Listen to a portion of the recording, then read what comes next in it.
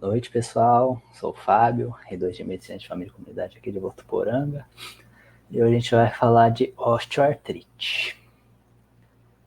Bom, começando, qual a importância da osteoartrite, né? Também conhecida como osteoartrose antigamente, é a doença articular mais comum no mundo. É uma importante causa de incapacidade funcional em idosos acima de 65 anos, né? Leva a grande perda de qualidade de vida e gastos para a saúde pública. Ainda é uma doença bem desafiadora, tanto em definição quanto no manejo clínico, né? Ainda paliativo e reativo, apesar dos avanços da medicina moderna. E hoje ela é vista como uma doença de todo o órgão articular, não só da articulação, então envolvendo aí cartilagem articular, osso, membrana sinovial, cápsula e ligamentos, e suas interrelações com mecanismos de dor crônica e comorbidades. A epidemiologia é uma doença que varia com definição e sítio articular acometido. No Brasil, a prevalência dela em radiografia sintomática é de aproximadamente 5%. E o fardo econômico dela é muito grande, né? Porque acomete aí, em média 1 a 5, influencia, né, economicamente de 1 a 5% no produto interno bruto dos países. E no Brasil, a Previdência Social mostra que é uma doença que é responsável por 7,5% de todos os afastamentos. Tá, e quais são os fatores de risco para a osteoartrite, né? A gente fala dos sistêmicos, que não dá dos sistêmicos. Tem a idade, né, que é o mais bem estabelecido, então é uma doença, uma patologia que comete mais idosos mesmo, e o sexo feminino também. Genética também contribui, né? E fatores preveníveis, a gente tem obesidade, principalmente joelhos, mãos, diabetes para todos os sítios de osteoartrite, hiperlipidemia para as mãos. E lesões articulares também são um fator importante para osteoartrite. A osteoartrite é vista como um fruto de desgaste da cartilagem, antigamente, né? Agora ela é vista como uma multifatorial, multicausal, envolvendo todas as estruturas do órgão, como a gente já falou lá no começo. E os mecanismos aí incluem sobrecarga mecânica, sensibilização, alterações metabólicas, inflamação, e estão muito conectadas entre si. E tudo isso dá um somatório, né, de disfunção, da mobilidade e dores. Que a gente tem um ciclo, né, que perpetua a osteoartrite, aí a inflamação devido a sinovites, deposições, envelhecimento, obesidade, sobrecarga devido a desalinhamentos articulares, obesidade, lesões, artropatias, dor crônica, e que é os mecanismos de sensibilização, as lesões, né, e alterações metabólicas, envelhecimento, obesidade. Tudo isso vai perpetuando a osteoartrite, né? Por isso é tão difícil o manejo dela. E os mecanismos, né? A gente encontra nas imagens sinovite, esse ELMSI, que é um sinal da ressonância, que é uma área de intensidade sinal medular semelhante a de edema, que são fibroses ou necroses visualizadas na ressonância. São aí as principais alterações crônicas observadas na osteoartrite. E fatores psicológicos, comportamentais, familiares também atuam na questão da dor que o paciente vai sentir, né? Que a gente tem alguns mecanismos, né? O mecanismo local, a própria dor na articulação, né? As lesões, menisco, patias, bursites. Tem a questão neuropática periférica, o dano neuronal, né? A sensibilização, lesões aí de cono posterior, alterações plásticas da medula, aumento da resposta central à dor, inibição de vias regulatórias da dor, inibitórias, e de sistema nervoso central também, sensibilização, aí, gatilhos psicossociais. Então, bastante, né, mecanismos envolvidos na osteoartrite, não só a lesão em si. A clínica, né, geralmente é o paciente que queixa de dor, que piora a movimentação, que melhora o repouso. Pode estar até a rigidez presente, né, matinal, mas geralmente com duração menor que 30 minutos, e geralmente assimétrico, né? Geralmente apenas um joelho, apenas uma mão, apenas o ombro, e mais frequentemente mãos, joelhos, quadris e coluna. A gente pode encontrar crepitação também, né? Um som, uma sensação que a gente sente ao palpar a articulação, né? E liga um alerta aí para avaliação da estabilidade articular e a limitação de movimento. E quadros inflamatórios mais intensos podem sugerir aí deposição de cristais de pirofosfato, aí uma possível pseudogota, e também a gente pode pensar em diferenciais, como artrite reumatoide, as artrites inflamatórias, né? Nas mãos, os locais mais comuns de osteoartrite são as articulações dos dedos, né, as interfalangianas distais e proximais, e as articulações carpo-metacarpais.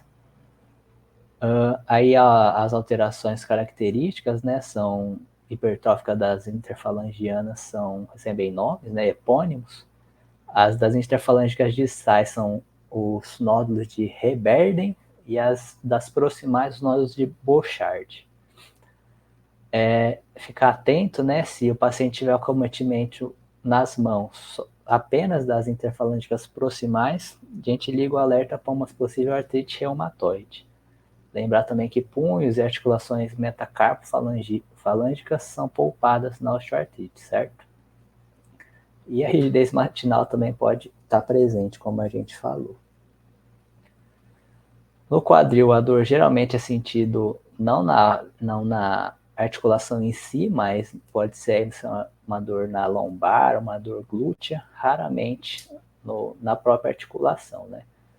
E rotineiramente elas também estão acompanhadas de limitação da rotação interna da articulação. Joelho, todo mundo já viu na prática clínica, né? Uma das principais queixas de consulta na osteoartrite. E é uma dor na movimentação ativa, a gente pode perceber crepitação, edema articular, calor, instabilidade, são os sinais mais comuns. Cisto de Baker, muitos já devem ter visto também nos raios-x, nos ultrassons que chegam para a gente, né? Que é um epônimo comum para cistos sinoviais na região poplítea, geralmente indolores.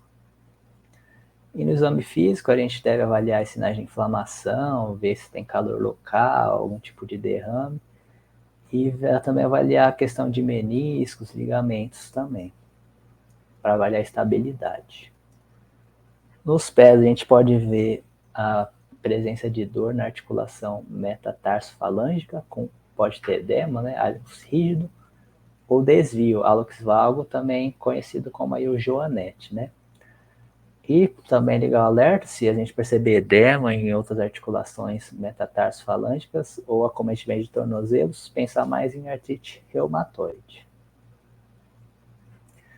Para o diagnóstico, lembrar que diagnóstico de osteoartrite é clínico, mas muitas vezes a gente vai acabar pedindo exames laboratoriais de imagem, né? Principalmente aí para descartar as artrites sistêmicas, como a polimialgia reumática, artrite reumatoide, e os raios-x para raios-x simples, né, para a gente ver questão de alterações anatômicas, apesar de que no primeiro momento não vai mostrar tantas alterações, né? Mas depois, com o avanço da doença, pode ver diminuição de espaço articular, cistos ósseos, esclerose óssea e, por fim, erosões e osteófitos. No plano de ação, é importante a gente sempre lembrar que dos indivíduos sobre obesidade, né, são de lesões articulares durante atividade física, tudo mais. É importante, né, orientar pacientes que estão sob risco ocupacional, atletas, dores de síndromes de hipermobilidade, como lá Ehlers-Danlos, né, para que eles sempre lembrem de cuidar bem das articulações, né, para evitar lesões e consequências no futuro. Importante sempre lembrar que é uma questão crônica, né, o paciente vai ter que conviver com isso e sempre tentar evitar automedicação, polifarmácia, tá? O plano terapêutico, o sucesso vai estar intimamente relacionado à abordagem da cronicidade, né? Lembrar o paciente sempre que é uma questão crônica, que infelizmente ele vai ter que conviver com isso, e as estratégias de automanejo. Um tratamento farmacológico que a gente pode lançar a mão são que visam de aí diminuir a progressão de doença, dor, manter a funcionalidade. Existem aí grupos, né, de educação, autogestão de dor, orientar sempre perda de peso, atividade física, terapias corpo e mente, como Tai Chi, ajudam também, órteses, próteses, bengalas aí, né, alguns tipos de fisioterapia e tratamentos integrativos e complementares. O farmacológico visa aliviar dores, né, já que é um paciente que geralmente tem bastante dor, melhorar a funcionalidade, diminuir rigidez, né, e infelizmente ainda não tem nenhum tratamento que foi comprovado para modificar a progressão da osteoartrite. Primeiramente, os analgésicos simples, aí paracetamol, dipirona, opioides, ainda tem poucas evidências quanto à melhora da dor na osteoartrite. O que ajuda mais na questão de dor são aí os esteroides, né, os anti-inflamatórios. A primeira escolha costuma ser os tópicos, né, principalmente questão de mão, de joelho, tem uma boa evidência na melhora da dor e na funcionalidade, com menos efeitos colaterais do que os sistêmicos, né? Aí, rotineiramente, o mais usado é o diclofenaco em pomada, gel ou spray. Tem os anti-inflamatórios não esteroides orais, né?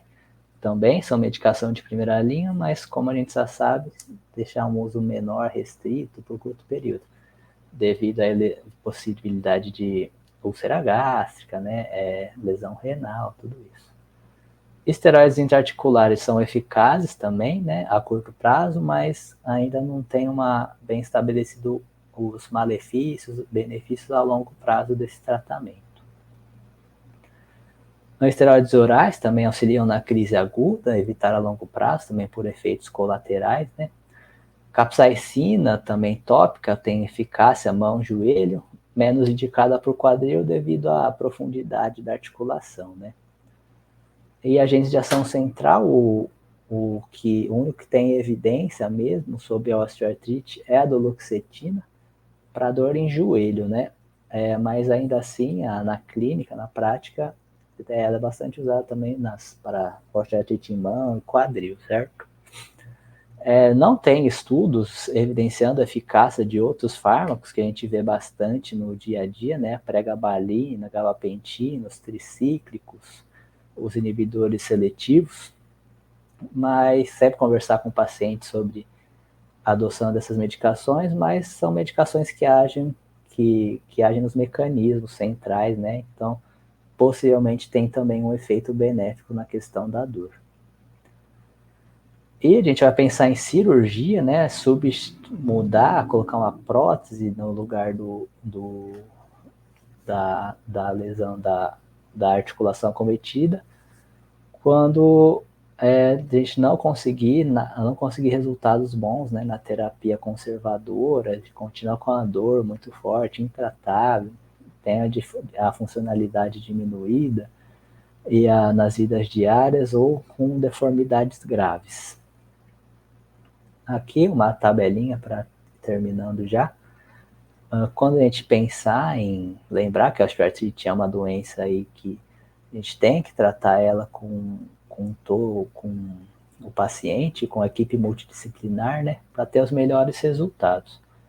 Então a gente pensa nos fisioterapeutas para preparo, avaliações pré-pós-cirúrgicas, avaliação funcional, melhora de postura, ganho de massa, terapeuta ocupacional para pressão de órteses, dispositivos, né, treinamentos de estratégia de proteção, nutricionista, questão de peso, né, importante fator na questão de osteoartrite, né, profissionais de educação física para fazer a orientação adequada de emagrecimento, fortalecimento, profissionais da saúde mental para enfrentar disfunções, questões de ansiedade que a doença pode vir acarretar, pensar em caminhar por especialista reumato, se a gente tiver dúvidas no diferencial, já pensando numa artrite reumatoide, alguma coisa assim.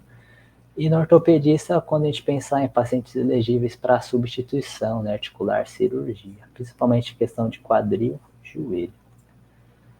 certinho, gente. Uma aula mais curta dessa vez, osteoartrite, mas bastante importante na nossa prática clínica. Boa noite, obrigado.